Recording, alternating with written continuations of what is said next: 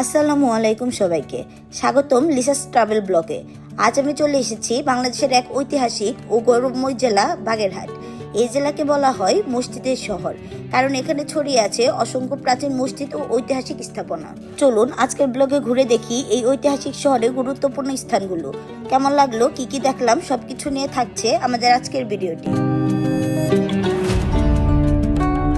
খুলনা থেকে আমরা সকাল সকাল বেরিয়ে পড়েছিলাম বাগেরহাটের উদ্দেশ্যে।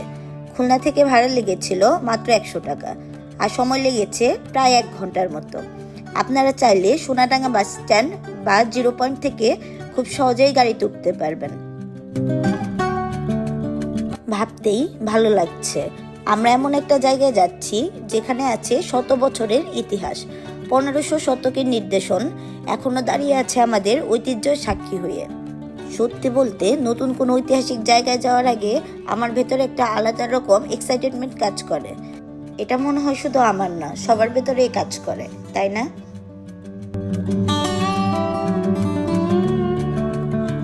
এটা হচ্ছে খুলনা 0 পয়েন্ট। এখান থেকেও আপনারা চাইলে উঠতে পারবেন। এখানে 10 মিনিট ব্রেক দেয়। আমি উঠেছিলাম সোনাডাঙ্গা থেকে। আপনারা যেখানে থাকবেন তার লোকেশন থেকে যেটা কাছে হবে সেখান থেকে আপনারা উঠতে পারবেন। সকালের আবহাওয়াটা ছিল সত্যিই সুন্দর। রাস্তার দুপাশে সবুজ গাছপালা, গ্রামের রাস্তা, সব মিলিয়েই যাত্রাটা আমি খুব উপভোগ করেছি। খুলনা শহর পেরিয়ে আসার পর থেকে পরিবেশটা ধীরে ধীরে আরো শান্ত হয়ে গেছে।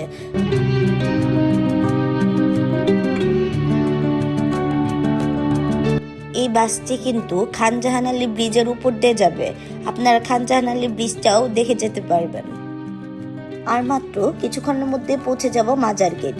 তারপর কাছ থেকে দেখব খান জাহান আলীর মাজার এবং ঐতিহাসিক 7 গম্বুজ মসজিদ। আপনারা বলবেন আমরা মাজার গেট নামবো, তাহলে আপনাদের মাজার শরীফের সামনেই নামিয়ে দেবে। এই হলো সেই মাজার গেট। এখান থেকে 200 গজ ভিতরে এই মাজার।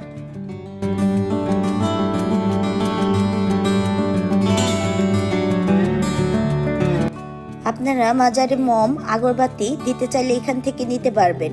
এখানে অসংখ্য দোকান আছে। এটি হচ্ছে বাংলাদেশ পর্যটন কর্পোরেশন। এখানে যারা থাকার উদ্দেশ্যে আসবেন তারা খুব অল্প খরচে কিন্তু থাকতে পারবেন। এই রাস্তা ধরে আমরা চলে যাব খান জাহান আলী মাজারে। হযরত খান জাহান আলীর মাজার বাংলাদেশের বাগেরহাট জেলার অবস্থিত একটি ঐতিহাসিক ও পবিত্র স্থান। 1500 শতকের এই বিখ্যাত সুফি সাধক 1459 সালে মৃত্যুবরণ করেন। মাজার কমপ্লেক্সে একটি গম্বুজ বিশিষ্ট মসজিদ, ঠাকুরদিঘি ও তার সঙ্গী মোহাম্মদ তাহিরের সমাধি রয়েছে। প্রতি বছর চৈত্র মাসের পূর্ণিমায় এখানে ওরস ও মেলা অনুষ্ঠিত হয়।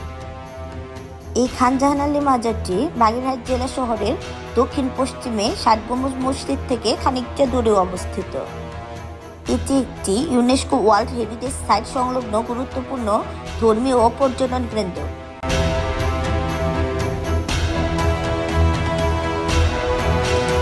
খান জাহান আলী ছিলেন মুসলিম ধর্মপ্রচারক এবং বাংলাদেশ বাগেরহাটের স্থানীয় শাসক।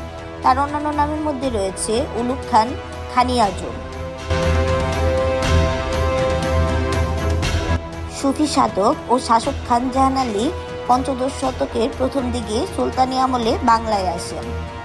তিনি সুলতান জালালউদ্দিন মুহাম্মদ শাহ বা ইলিয়াস শাহী বংশের আমলে বাংলায় আগমন করেন এবং যোদ্ধা হিসেবে সুন্দরবন সংলগ্ন অঞ্চল জয় করেন। চলুন আপনাদের মাজারটা একটু ঘুরে দেখায়।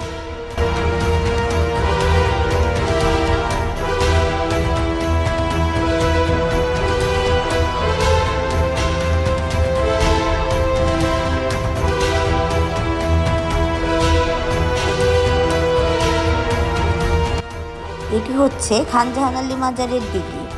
এখানে অনেক কুমির আছে যা ইতিহাসের দ্বারক। যে কুমিরগুলো শত শত বছর যাবৎ লোকমুখে কালা পাহাড় ও ধলা পাহাড় নামে পরিচিত। খান জাহান আলী কর্তৃক রেখে যাওয়া আদি কুমিরগুলো মারা যাওয়ার পর 2005 সালে ভারতের মাদ্রাজ ক্রোকোডাইল ব্যাংক থেকে আনা মিঠা পানির প্রজাতির কুমির দিয়ে এই ঐতিহ্য ধরে রাখা হয়েছে। পর্যটকরা ছাগল মুরগি দিয়ে এখানে তাদের মানত পূরণ করে। খান জাহান আলীর মাজারের ভেতরে যে কবরস্থানটা আছে সেইখানে শুধু আপনাদের ক্যামেরা নিয়ে যেতে দেবে না, এই জন্য আপনাদের আমি ভেতরের অংশটা আর দেখাতে পারলাম না। ক্যামেরাটা এই পর্যন্তই সীমাবদ্ধ।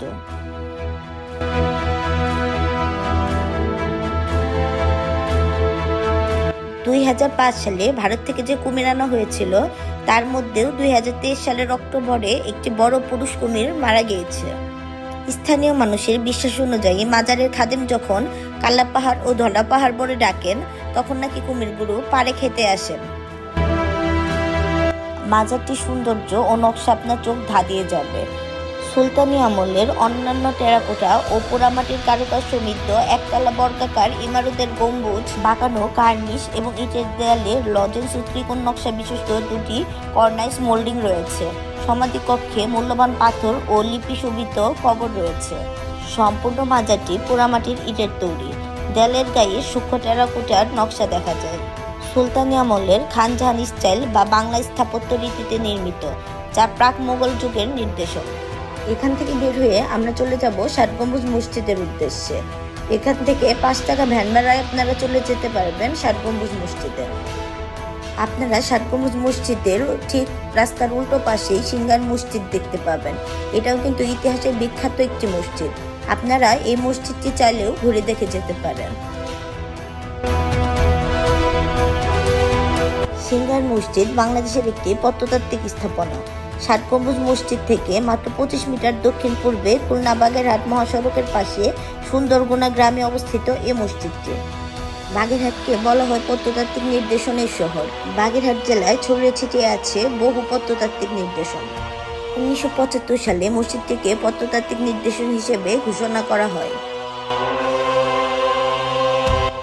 আমরা এখন ৬০ গম্বুজ মসজিদে প্রবেশ করব। এর এন্ট্রি ফি হচ্ছে ৩০ টাকা অ্যাডাল্ট, আর বাচ্চাদের জন্য 10 টাকা।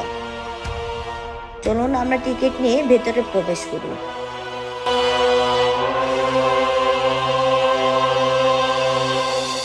আপনারা ভেতরে ঢুকতেই হাতের ডান পাশে আপনাদের চোখে পড়বে জাদুঘর। আমরা ফার্স্টে জাদুঘর দিয়েই শুরু করব আমাদের ৬০ গম্বুজ মসজিদের জার্নিটা। চলুন আমরা এবার জাদুঘরের ভেতরটা ঘুরে আসি। আপনাদেরও সাথে নিয়ে যাচ্ছি। আমিও আপনাদের সাথে মিলেই দেখে আসি ভেতরে কি কি আছে। এই জাদুঘরের ইতিহাস আর এখনকার সংরক্ষিত জিনিসগুলো আমাদের অতীতের অনেক গল্প বলে। চলুন দেখে আসি ভেতরে কি চমক অপেক্ষা করছে আমাদের জন্য। এই জাদুঘরে কিন্তু পোড়ামাটির ফলক সহ প্রাচীন মুদ্রা, খান জাহান আমলের অসংখ্য প্রত্নতাত্ত্বিক নিদর্শন রয়েছে। আপনারা এখানে অনেক ধরনের পোড়ামাটির যে ফলকগুলো আছে সেগুলো দেখতে পাবেন। আসলে এগুলো অনেকটা দেখতে মাটির যে পুতুলগুলো হয় সেরকম দেখতে। আমরা যে মাটির পুতুল খেলনা দেখি অনেকটা সেরকম। এটার ভেতরে কিন্তু পাথরও রাখা আছে।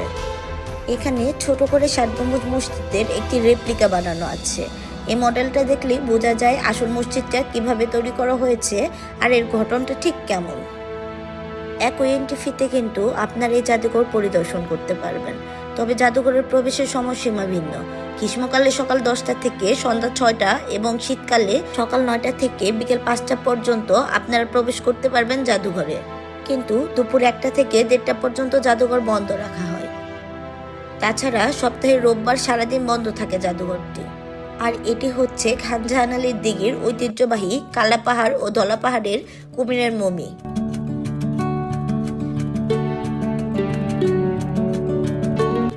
বাগেরহাটের ঐতিহাসিক ৬০ গম্বুজ মসজিদ ১৫০০ শতকে খান জাহান আলী নির্মিত সুলতানি আমলের বৃহত্তম স্থাপত্য, যা ১৯৮৫ সালে ইউনেস্কো বিশ্ব ঐতিহ্য ঘোষণা করে।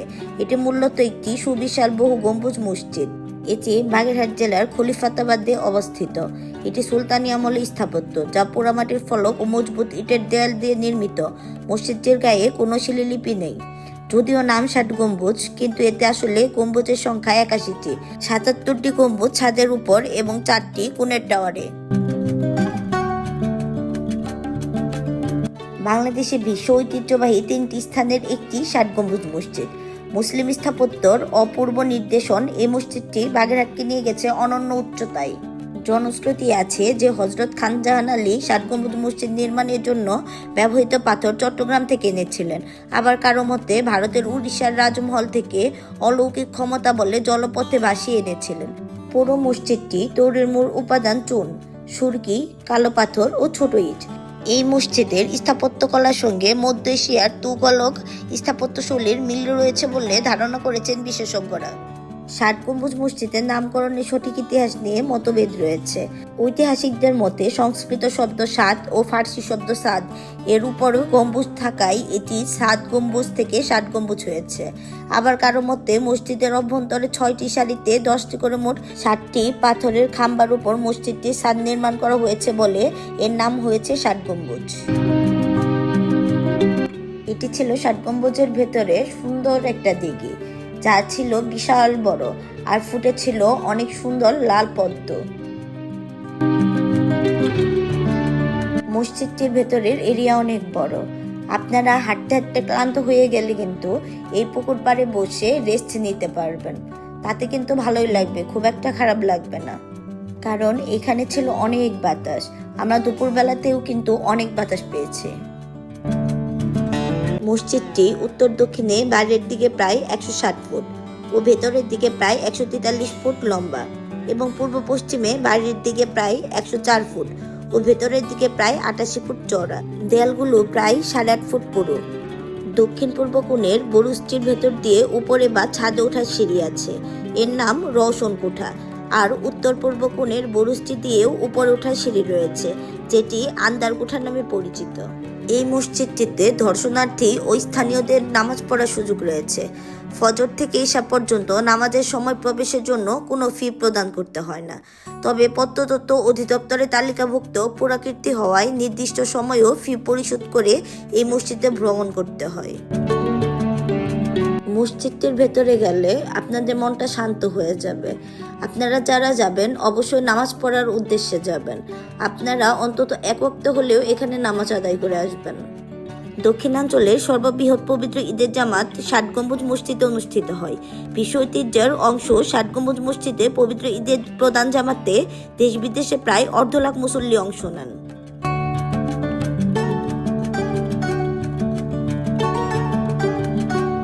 সকাল 6টা থেকে সন্ধ্যা 6টা পর্যন্ত দর্শনার্থীরা প্রবেশ করতে পারবেন 7 গম্বুজ মসজিদ চত্বরে। আজকের মতো আমাদের ভিডিওটা এই পর্যন্তই। সবাই ভালো থাকবেন, সুস্থ থাকবেন। দেখা হবে অন্য কোনো ভিডিওতে। আজকের মতোই এই পর্যন্তই। টাটা।